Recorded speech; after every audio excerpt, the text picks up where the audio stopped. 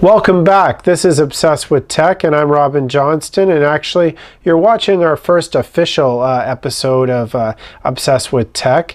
And just before we get to today's episode, I'd like to take a moment or two just to extend a thank you to all the viewers out there who took the time to check out our beta episode, episode 0. And I'd really like to thank all of those viewers who went the extra mile and sent in comments or voted for this video podcast. And the amount of email we received was just overwhelming. So thank you very much to all the viewers out there, and I hope you enjoyed today's episode. On today's episode of Obsessed with Tech, we're going to be talking about my latest and greatest tech obsession, and that is with video podcasting. Partly due to the overwhelming positive response received from our viewers, I went out on the internet and did a lot more research. You can probably tell by looking into my weary eyes that I've spent far too much time on the internet and been up way too late, watching countless numbers of video podcasts from other podcasters and listening to a lot of audio podcasts, all in an effort to try and make this podcast, this video podcast, the best that it could possibly be. So today what I'd like to do on this episode is introduce a new segment and to sort of impart on to other people who are considering starting their own video podcast some of the trials and tribulations that I've faced, or some of the insights that I've gained into doing this through my research and just from trial and error. So, and if you're already doing a video podcast, perhaps you know, you're traveling down the same path as I am at the same rate. This is my first video podcast, my first podcast actually ever. So I'm bound to make mistakes, and hopefully together we can learn. And if you're a veteran video podcaster, perhaps you can look back and be entertained by someone else making some of the same mistakes you've made, or going through some of the things that you overcame. And if you want to help us out, please email me at obsessedwithtech@gmail.com. The number, it should be on the bottom of your screen, the email address shortly. And try and help us out. So without further ado, we're on to our first segment of this episode called Vidcast. I think we're going with 101.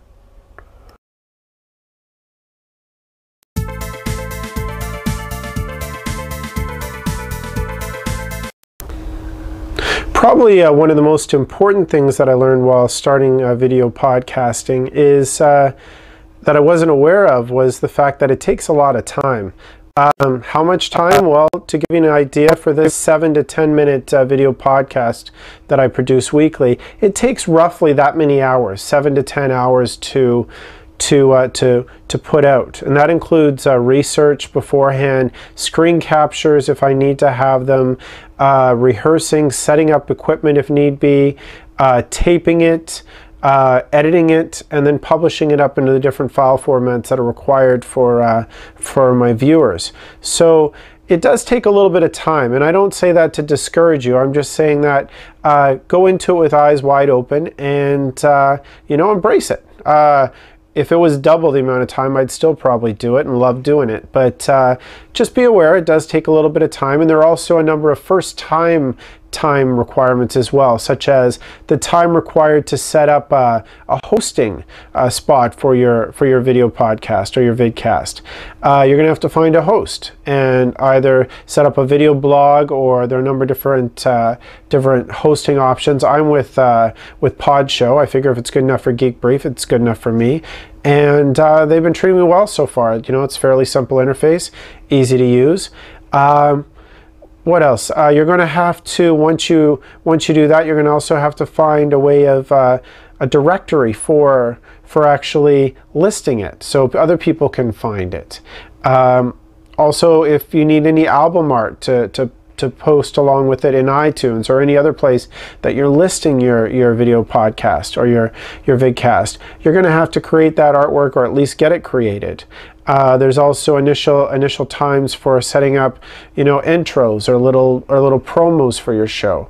Okay, so those are all little things that just to keep in the back of your mind that I wasn't aware that I needed, and I'm sort of learning as I go along. Okay, number 2, I guess, if I had to pick something else that was really interesting that I found out, was the fact that, you know what, if you're going to compare yourself, it's probably not a good idea to compare yourself with the way people are today. And what I mean by that is there's a lot of really popular video podcasters out there, and they have a lot of really good video podcasts. But you know what? I think it's unfair to compare yourself or me to them in the sense that, you know, I want to be as good as them and I like elements from their show, but I'm me, and you know what? Maybe they weren't quite as good when they first started. So go back and check out their earlier episodes. And so a lot of video podcasters today actually have podcasts they did before the one they're doing now that are very popular. So go back and check those out. And you may find that they're making some of the same mistakes that you make, or having some of the same hurdles to overcome that you are. But then again, there are people that are just great right out of the box. Callie Lewis of Geekbrief, check out her early episodes. There was just something, an it factor about her that just instantly took off. And even if you go back before that with her and Neil, back to their Crappy Christian days, their audio podcast, some of that's really hilarious. So there are naturals out there, but just keep in mind not everybody's perfect, and a lot of people go through the same sort of technical issues or audio and video being out of sync. And issues like that. I know I'm experiencing a little bit of that now. I'm trying to deal with that. But yeah, don't compare yourself necessarily to what people are doing right now. Compare yourself to what they did when they were where you are now. Okay, third, what else did I learn? Number 3, don't be afraid to ask for help. I don't know everything. At least I don't know everything about video podcasting, and I'm enjoying the fact that I'm learning about it. Ask people for help. I've asked several people out there. Mike Chandler, for one. Thanks again, Mike. If you're not familiar with Mike Chandler, he has a show called Netscoop, and it's a video podcast. Part of his production company, Fusion One TV, and he's been extremely helpful. He's gone out of his way to answer a number of my questions, and I really appreciate that, as well as all the other people who help me out there. So don't be afraid to ask. If someone says no, well, you know, you move on to the next person, and eventually you're going to find someone who's going to say yes. And now you have me. If you want to ask me a question, obsessedwithtech@gmail.com, and I'd love to get back to you. Thanks again for all the positive emails I've received so far. If you have any more comments or questions, please send it there. The last thing I'd like to talk to you about tonight with regards to Vidcasting 101 is point number 4, choosing a topic. I think it's essential to choose a topic you're both knowledgeable about and passionate or even obsessed about, you may go as far to say.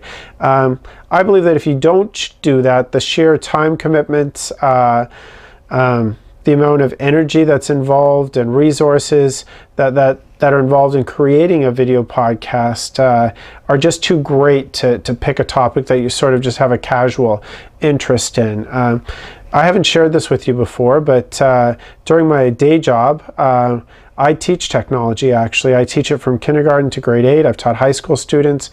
I've taught university students. I've taught other teachers wanting to integrate technology into their classrooms. And I love my day job, and I love technology. When I get home, I love spending time with my wife and my kids, and I have lots of other things that interest me, but technology is one of those things that I really do love. So choose a topic you love.